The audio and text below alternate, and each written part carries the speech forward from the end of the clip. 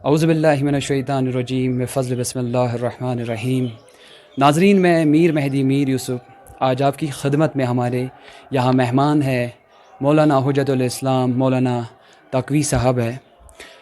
آئے ان سے کچھ سوالات پیش کرتے ہیں۔ پہلا یہ سوال رہے گا ان سے، کیا آپ کا یہ کشمیر کا سفر کیسے رہا؟ اعوذ باللہ من الشیطان الرجیم، بسم اللہ الرحمن الرحیم۔ آج میں یہاں حاضر ہوا ہوں اس کھندا کے علاقے میں حجت الاسلام والمسلمین مولانا نجفی صاحب کے چہلم کی مجلس میں شرکت کرنے کے سلسلے میں۔ بہرحال مولانا کی ایک طولانی مدت تک انہوں نے خدمت دین کیا ہے اور معارف اسلامی کو پورے علاقے میں بے لوث خدمت کرتے ہوئے اسے نشر کیا ہے، پھیلایا ہے۔ بے پناہ خدمات ہیں، ایک عالم باعمل کی شخصیت کے حامل تھے اور لوگوں میں بہت محبوب تھے۔ بے پناہ ان کے کارنامے ہیں اور خدمات ہیں۔ دور دراز کے علاقے میں انہوں نے جا کے بہت ہی کم امکانات کے باوجود بھی انہوں نے اپنی خدمات انجام دی ہے۔ خداوند عالم جزائے خیر عطا کرے گا انشاءاللہ، ان کے درجات کو بلندر کرے، مغفرت فرمائے۔ اور بہرحال انہی کے خانوادے کو تعزیت پیش کرنے کے لیے میں یہاں در حقیقت نمائندے ولی فقیہ حضرت حجت الاسلام والمسلمین آغا مہدی مہدوی پور کے حکم کے مطابق میں ان کی نمائندگی کرتا ہوا یہاں حاضر ہوا ہوں، اور ان کی طرف سے بھی تعزیت اور تسلیت سب خانوادے اور مومنین کی خدمت میں عرض ہے۔ ناظرین، ہم بتاتے چلے آپ کو کہ آغا صاحب وضاحت کریں گے کہ آغا مہدی پوری کون ہے اور کہاں سے ہے اور اس کا تعلق کس سے ہے۔ حجت الاسلام والمسلمین آغا مہدی مہدوی پور ہندوستان میں نمائندے تام ہیں رہبر معظم حضرت آیت اللہ العظمیٰ سید علی خامنئی مدظلہ العالی کے۔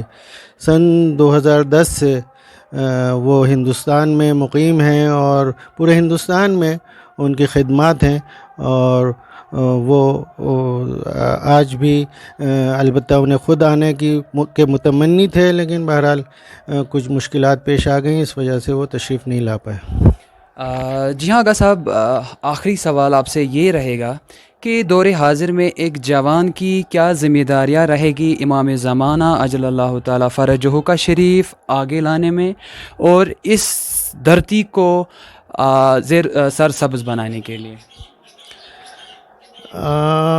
دیکھیں، قرآن مجید کی ایک آیہ کریمہ ہے جس میں خداوند عالم فرماتا ہے کہ وَمَا خَلَقْتُ الْجِنَّ وَالْإِنسَ إِلَّا لِيَعْبُدُونَ۔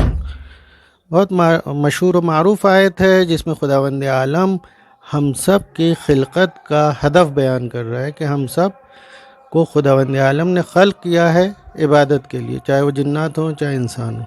بہرحال یہ اس سلسلے میں عبادت ہم سب کا فریضہ ہے۔ تفصیل میں اس وقت نہیں، میں بہت مختصر آپ کی خدمت میں عرض کروں کہ سب سے اہم ترین عبادت کیا ہے، سب سے افضل ترین عبادت کیا ہے۔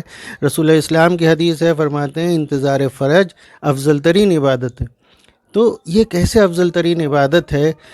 میں اس کے سلسلے میں ایک پیرائے میں آپ سے گفتگو کروں کہ ہم سب امام زمانہ جل اللہ تعالیٰ فرج شریف کے فرج کے لیے دعا کرتے ہیں اور مستقل دعا کرتے ہیں، دعائے فرج پڑھتے ہیں، مختلف دعائے ندبہ پڑھتے ہیں، مختلف انداز میں دعا کرتے ہیں۔ لیکن دعا کے سلسلے میں ایک مقدمتاً آپ کی خدمت میں عرض کروں، اور پھر وہی ہم سب کا فریضہ ہے، میں سمجھتا ہوں ہر شخص کا، ہر چاہنے والے کا۔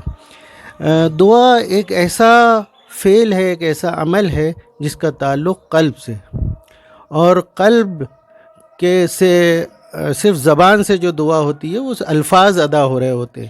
مثال کے طور میں واضح کرنے کے لیے ایک مثال دوں، محبت ایک ایسا دوسرا عمل ہے جس کا تعلق قلب سے۔ آیا محبت صرف زبان سے ہوتی ہے؟ نہیں، آپ کہیں گے نہیں، صرف زبان سے نہیں ہوتی، بلکہ دنیا میں ماں کی محبت بہت زیادہ مشہور اور معروف ہے۔ سب سے بڑی محبت اور اہم ترین محبت ماں کی محبت کہی جاتی ہے، لیکن کیا ماں کی محبت صرف زبان سے ہوتی ہے؟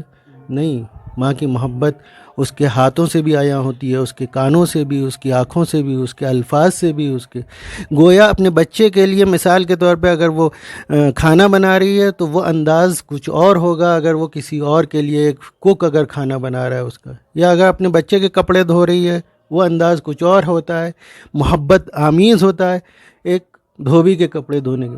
اسی طرح اگر اس کا بچہ اگر آواز دیتا ہے، روتا ہے، تو جس طرح سے وہ چل کے آتی ہے وہ انداز کچھ اور ہوتا ہے، اگر کسی اور کی طرف چل کے جائے گی وہ انداز کچھ اور ہوتا ہے۔ لہٰذا محبت اگر آپ کسی سے کرتے ہیں اور وہ سامنے سے آتا ہوا نظر آتا ہے تو آپ کی چال میں تبدیلی آ جاتی ہے، آپ کے نگاہ میں تبدیلی آ جاتی ہے، ہمارے اس سے ہاتھ ملانے میں تبدیلی آ جاتی ہے، یعنی پورے وجود میں تبدیلی آتی ہے۔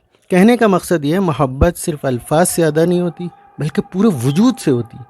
اسی طرح نفرت بھی ہے۔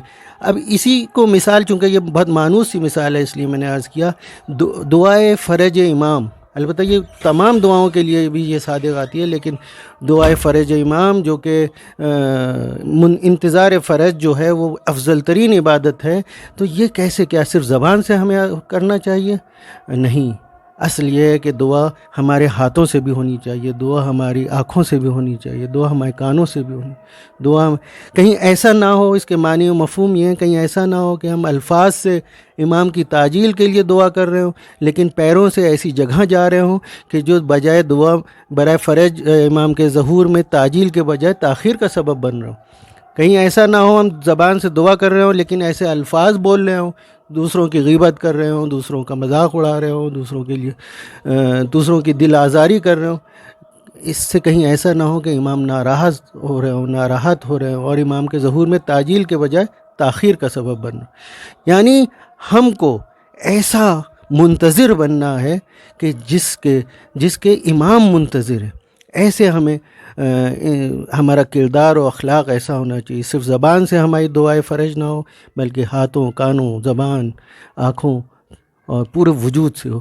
یہی اگر ہم اس میں کامیاب ہو گئے تو یقیناً ظہور میں تعجیل کا سبب بنیں گے اور انشاءاللہ ظہور میں تعجیل ہوگی انشاءاللہ۔ مولانا صاحب، آخر پر ہم آپ سے یہ پوچھیں گے کہ اس امت مسلمہ کے لیے کیا پیغام رہے گا آپ کا؟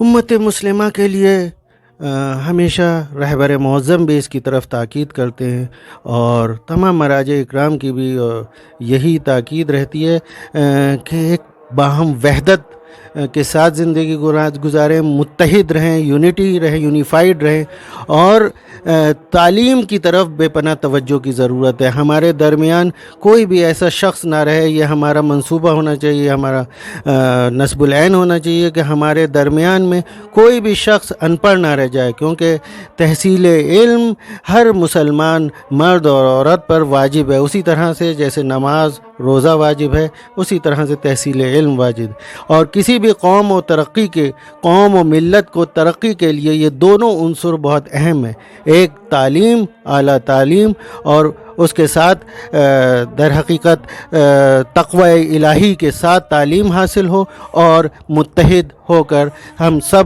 ایک امت کی طرح زندگی گزاریں۔ جی بہت شکریہ، ہمارے ساتھ جڑ رہے تھے مولانا تقی صاحب، جنہوں نے وضاحت کی کہ انسان کو ہمیشہ سے علم حاصل کرنا چاہے، حتیٰ کہ ہماری یہاں بزرگوں کا کہنا ہے اگر علم حاصل کرنا ہے چاہے چین بھی جانا پڑے۔ تو مولانا صاحب بہت بہت شکریہ اپنا قیمتی وقت دینے کے لیے، شکریہ۔